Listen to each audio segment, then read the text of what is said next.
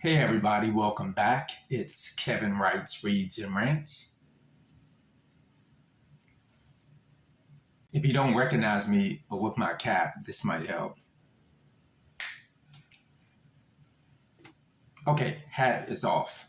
So today I want to talk to y'all about shortcuts to finding a literary agent. Just some quick shortcuts.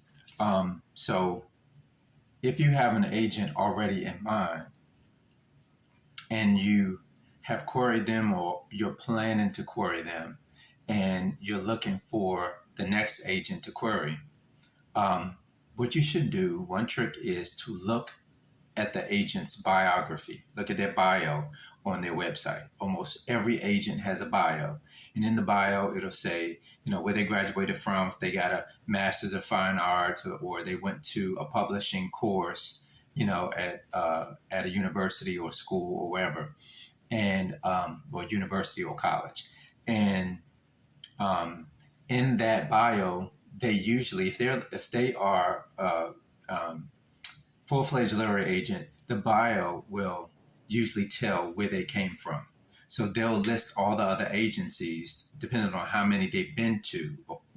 They'll list those agencies. So they might have cut their teeth starting off at this agency, and then they work their way to this agency. So they might list 2 or 3 agencies that they came from. So don't just query them at the current agency they're at, query them there, and then go back to those other 3 and go to those agencies, find the agent that is appropriate for your work and query them too. So whatever agent you are currently querying, go to their bio, look and see the history of the other agencies they've been to and query those agencies, query agents at those agencies and the agents that fit the work that you are submitting. And as far as, I'm using the word query and Query, some writers, depending on where you are in your writing journey, you may not be familiar with what a query is. A query is a query letter, where you are basically pitching your book, trying to sell your book, sell the idea of your book to a literary agent. And I do a 2-part series on explaining what query letters are and how you interact with a literary agent, how you submit your work through a query letter. So go back and check out those videos. I think it's part 1 and 2. How to get a literary agent is what it is. Those videos are called. How to get a literary agent, parts 1 and 2. So check those out. Go back and check them out. Maybe I'll put the links in the description, but they should show up in my videos. So just check out the list, and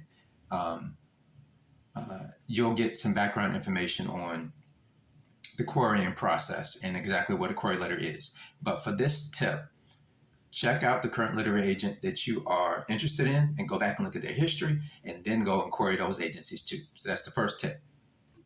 Tip number 2, once you have found an agent that you want to query, go for the newer agents. Pick the newer agents to query. And when I say newer agents, they usually are called junior agents or associate agents. They're usually given those terminologies. And the reason why I say that, well, first of all, when you look at an agency, there'll be multiple agents who might handle your category.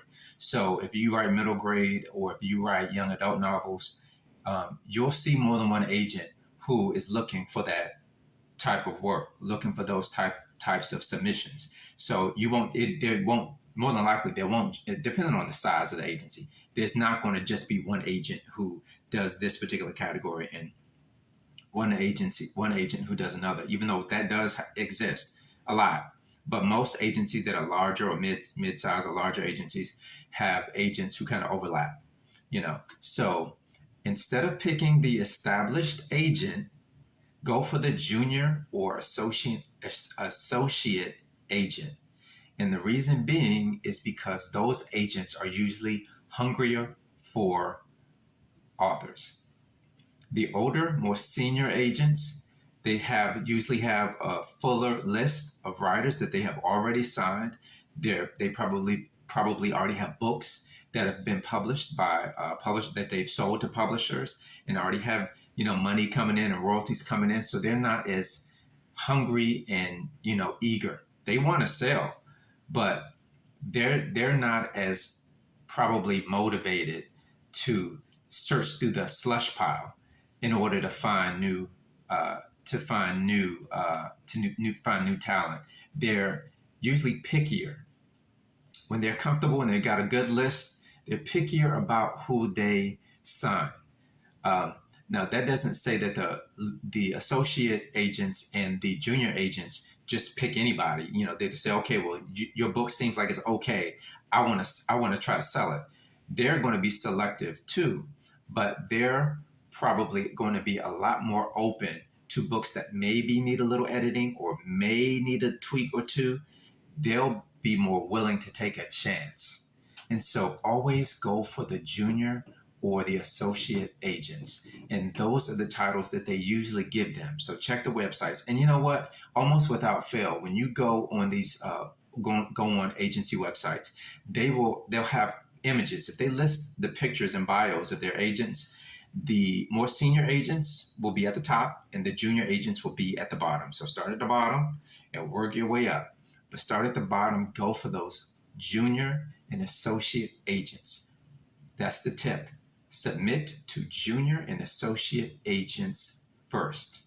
Then you don't have any luck with them, then, kind of maybe work your way up the list. But go for the junior and associate agents first. I think that you really have your best chance at being signed if you start there. Tip number 3. Can I count? 3. Some agencies will tell you that, okay, so if you submit to one agent and they don't, they give you a rejection, they don't want to sign you, or they don't like your work and for whatever reason, and they don't want to, depending on what you submitted in your submission package, they don't want to read further, and they just, decide your work is not right for them, and they give you a pass. Some agencies will allow you. Some agencies, if they pass on a project, if one agent passes, it's a pass for all the other agents. So that means you cannot submit to another agent. Other agencies will allow you to submit to another agent. So if you submit to one agent, they reject you, you are allowed to go and submit to another agent. So if you make the mistake of starting at the top with your literary agent that you submit to, work your way to the bottom. Keep on working. And maybe you'll increase your chances of someone falling in love with your work, or just having more of an open list that they want to fill with new authors. So some agencies only let you submit to one agent, and if they reject you, it's a rejection for the entire agency. Other agencies will allow you to submit to another agent. So always check that out. Make sure that you're not missing an opportunity to submit to another agent because you think that one rejection is a rejection from everybody. Some agencies will allow you to move on to another agent. So check to see if you can submit to other agents. Work your way through the agency until you find your agent. Hopefully you will. This next tip is to personalize your letters. Agents don't like when they feel like they're getting a batch, like they're a part, of a batch email. Definitely don't include them in a batch, like CC them on something. That is an instant rejection. They would delete you faster than you can hit send. Don't CC or BCC other agents on a list. Personalize each letter so that the agent will feel that you have done your research, you've read up on them, you know what they're looking for, you know the nuances of the types of work that they're looking for, and you're current about what they're currently looking for on their list. Because even though they may have general tastes in certain genres, at a particular time they may be looking for a specific thing. So make sure that you try to tailor your query letter as specifically to that agent as possible to make them feel special.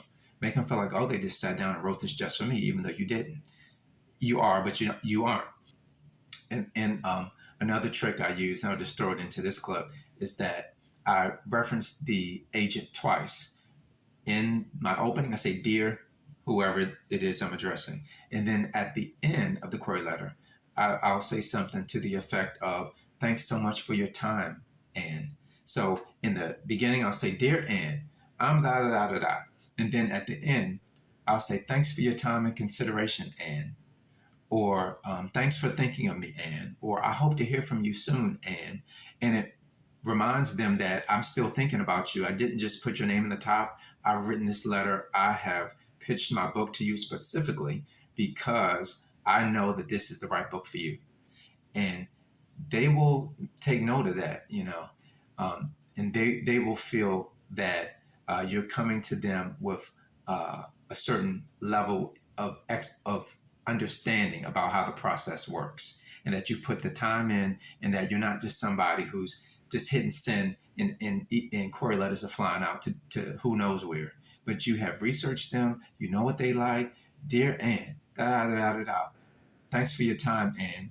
I'm talking directly to you, Anne. I only wrote this letter to you and to nobody else. And that makes them feel special, So try addressing the agent twice. It will help you stand out from other writers who are trying to do the same thing you are, which is to secure a literary agent. And believe me, that agent is getting hundreds of query letters. So do everything you can to make yourself stand out.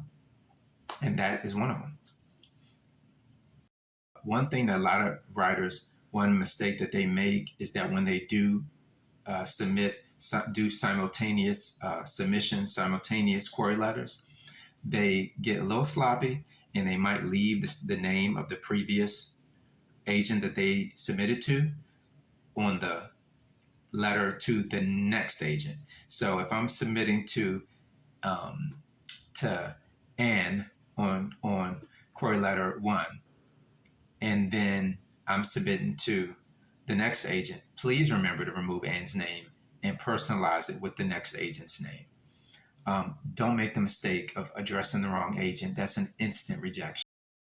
The last tip that I think I will share with you guys is to look in the acknowledgement sections of the books of your favorite authors. So the books that you love to read, maybe, more than likely you're reading in the genre that you write in, even though you don't, people read all kinds of books. You read across genres, but more than likely you read maybe a majority of books in the genre that you write in because that helps you to sharpen your skills.